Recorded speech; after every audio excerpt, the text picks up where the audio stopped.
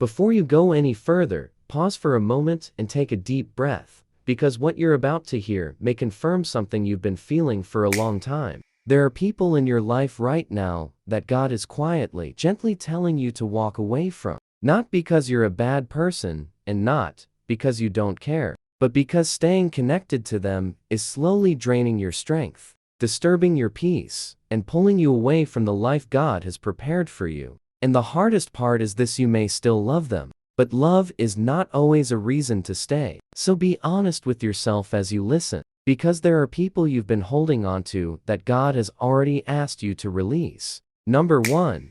The one who is constantly in need. Always calling, always asking, always depending on you for your time, your energy, your attention. And at first, you didn't mind because you wanted to help and be there. But slowly something changed, and you started feeling tired, not just physically, but deep in your soul, where every conversation leaves you drained and every interaction takes more than it gives. And if you're honest, they're not pouring into you the way you pour into them. It's one-sided. And God did not create you to live a life where you are constantly emptied by people who never refill you. Because even in purpose, there must be balance. Number 2.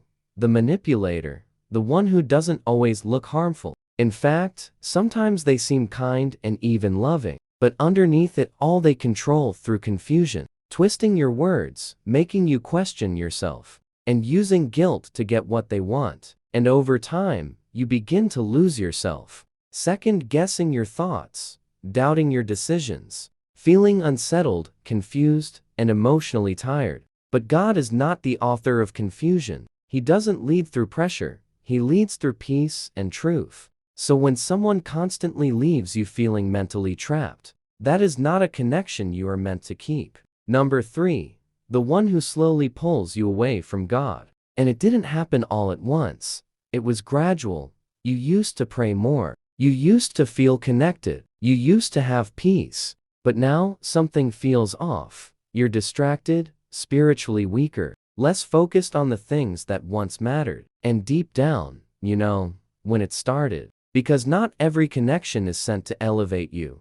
Some come as distractions. And anyone who consistently distances you from God cannot be part of your divine path. Because God will never send someone whose presence replaces His. Number 4. The one who keeps hurting you, but always says sorry again and again. With the same behavior, the same pain, and the same cycle. And at first, you forgave easily because you believed in grace and wanted to give chances. But now, you're starting to see it clearly that this is not a mistake anymore. It's a pattern, and patterns don't lie. Because God is merciful, yes, but He is also a God of order, and He will not ask you to remain in a cycle that keeps breaking you. And sometimes walking away is not a lack of forgiveness, it's wisdom. Number 5. The one who doesn't respect you. The one who talks down on you, ignores your boundaries, and makes you feel small, unseen, and unimportant. And over time you've gotten used to it.